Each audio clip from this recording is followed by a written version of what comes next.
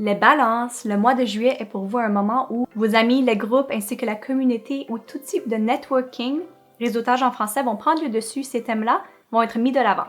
C'est aussi une période où vos objectifs à long terme vont être réévalués. La pleine lune en Verseau va vous donner la possibilité de rebalancer l'enfant en vous, celui qui sait s'amuser et prendre des avenues créatives, de risques. Avec l'adulte en vous qui se fixe des objectifs pour l'avenir, mais qui aussi pense à la communauté avant soi-même, qui pense à ses amis avant soi-même. C'est peut-être le temps de dire adieu à votre ego surdimensionné, à des activités qui ne nous apportent aucun gain pour le futur. Donc, c'est de ça que je vais vous parler aujourd'hui. Si vous voulez en savoir plus, je vous invite à écouter le reste de la vidéo.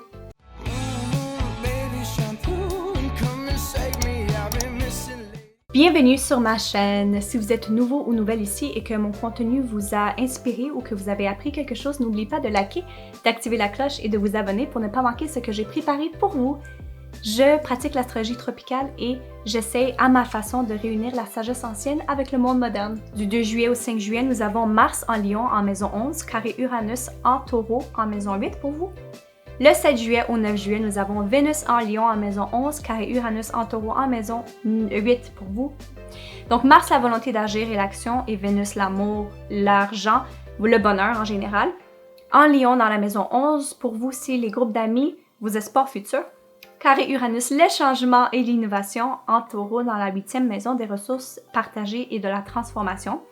Attendez-vous à des pressions et des disputes potentiellement causées par des tensions entre vos groupes d'amis ou par vos espoirs pour le futur qui seront mis à l'épreuve et puis par peut-être votre besoin d'aller plus loin, de votre besoin émotionnel peut-être de transformation.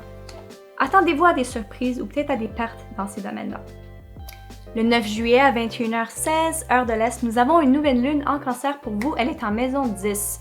Alors, une remise à zéro, un recentrage, un nouveau souffle, un tout nouveau départ pour vous. Et puis c'est en maison 10, la maison de la carrière et de la réputation. C'est le temps d'entreprendre quelque chose de nouveau. Il va y avoir une prise de conscience par rapport à votre vocation. C'est un excellent moment pour envisager de quelle manière atteindre la réussite publique pour vous.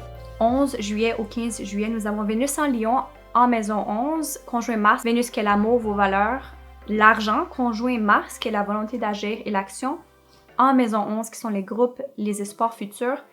Donc la fusion de Vénus et Mars va donner cette période, dans cette période une approche très passionnée par rapport à comment vous approchez les groupes, par rapport à vos efforts humanitaires, les efforts dans la communauté. Ça se peut même, avec Vénus et Mars, cette fusion d'énergie, que vous rencontriez quelqu'un au sein de vos amis, au sein d'un groupe, quelqu'un qui réveillera de la passion en vous. Le 16 juillet au 10 juillet, nous avons le Soleil en Cancer en maison 10 pour vous, qui oppose Pluton en Capricorne en maison 4 pour vous. Alors Soleil qui est l'ego et l'optimisme en Cancer en maison 10, qui est la carrière et la réputation, oppose Pluton, qui veut dire transformation, pouvoir personnel Pluton, en Capricorne en maison 4 des affaires familiales et de la maison. Cette période peut être marquée par des luttes de pouvoir, des tensions entre famille et obligations professionnelles, des tensions entre sphère privée et sphère publique. Le 22 juillet, le Soleil entre en Lion en maison 11 pour vous. Alors le Soleil qui est l'optimisme, l'ego, entre en Lion en maison 11, traditionnellement connu comme la maison de la bonne fortune. Vos amis, ils sont décrits, n'importe quel groupe auquel vous vous identifiez. Le réseautage, la communauté, les efforts humanitaires bien évidemment. Donc les groupes de tout genre, ceux auxquels vous avez une espèce d'affinité. Donc tous ces thèmes vont être super présents pour vous et vous allez renouveler vos espoirs pour le futur pendant ce temps-là. Le 23 juillet à 22h36 heure de l'Est, nous avons une pleine lune en Verseau et pour vous, c'est en maison 5. Une pleine lune est un temps de réflexion ou un temps de culmination, un temps d'équilibre, mais en maison 5, qui veut dire la maison de l'amour, du sexe, du plaisir, de la créativité, du dépassement de soi. Donc, c'est le temps pour vous d'équilibrer les choses dans la maison 5 et dans la maison 11.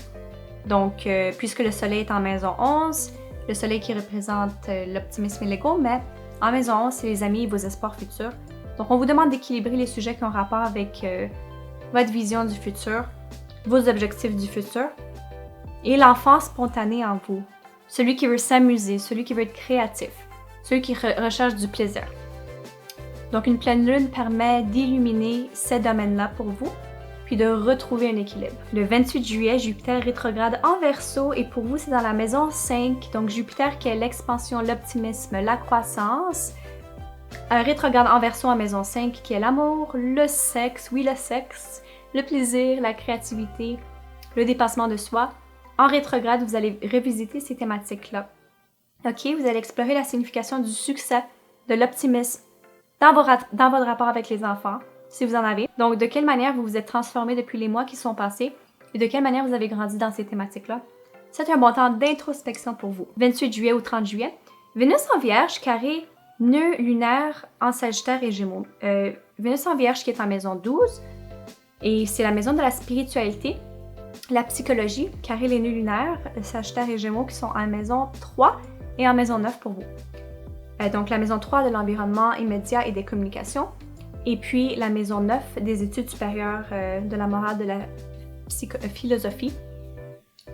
Donc pendant cette période, il est possible de ressentir des tensions par rapport, bon, peut-être à votre instinct psychique et à vos proches ou une personne qui va vous donner un conseil et vous allez peut-être réaliser que ce n'est pas le bon conseil pour vous. Peut-être vous allez réaliser que vos soucis sont directement reliés à votre apprentissage. Vous avez peut-être appris quelque chose dans le cadre social qui ne vous sert plus. Donc, il va peut-être y avoir de la confusion, de la tension dans ces domaines-là. Le 29 juillet, Mars entre en Vierge en maison 12 pour vous. Mars qui est la volonté de faire l'action entre dans la maison 12 qui est la psychologie et la spiritualité.